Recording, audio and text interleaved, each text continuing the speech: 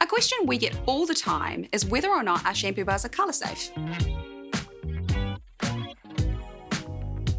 Loads of people colour their hair these days, and the last thing you want is it for it to disappear down the drain in just a few days. Whenever I ask people what their number one ingredient that causes colour loss is, their answer is almost always sulfates. But as I mentioned in a previous IGTV video, sulfates are no more drying or stripping in a properly formulated shampoo than a non-sulfate surfactant. The correct answer is actually water.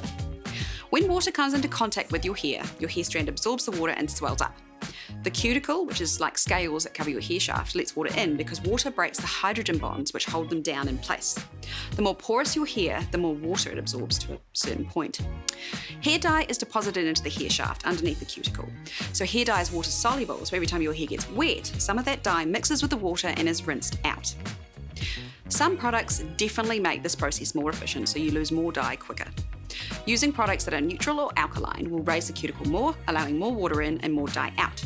And this is why I keep going on about the pH of hair products being important, and that soap isn't the best choice if you treat your hair. If you want to more fully understand the link between soap and pH, we do have a video for that too. Any good, slightly acidic shampoo is as colour safe as a shampoo can really be. The surfactant or foaming agents in the shampoo do remove the oils that protect the hair, so they do help the water penetrate the cuticle more so than just water alone, but not enormously so. Co-washing inevitably comes up when we talk about colour-safe products. So co-washing is just washing with conditioner and skipping foaming products. And this is helpful for protecting hair colour for longer. And can you guess why? Conditioners make hair smooth in two different ways. They flatten the cuticle back down due to their acidic pH, and they coat the shaft in conditioning agents. Conditioners are made with positively charged ingredients, which are attracted to your negatively charged hair. So even after rinsing, they stick to the hair shaft. This means less water gets in, and the hair is sealed shut, so less dye seeps out.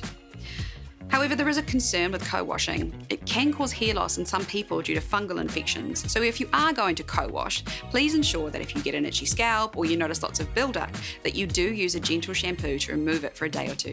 Even better, once every fortnight, wash your hair with a shampoo as a preventative. Without a proper shampoo, some people can develop a bad enough infection that can cause permanent hair loss. UV light from the sun also has a significant impact on hair colour, but beyond covering up with hats or scarves, there isn't really a great deal you can do about this. There isn't too much point focusing on it.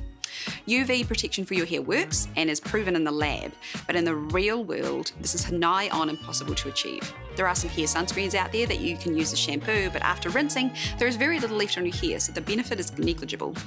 UV protection sprays have to be used in much, much higher concentrations than people actually do for them to work. You have to coat each strand in the stuff, and that makes you look like you fell into a vat of oil, so that's not really the look most people are going for. So if you want to protect your freshly coloured hair, try and stretch the time between washes. When you do wash it, perhaps try co-washing instead of using a shampoo. Yes, almost any conditioner will work to try this with, at least initially. The key is to really scrub the scalp to lift dirt and dead skin cells. And if you swim in pools or oceans, a swimming cap will be helpful too.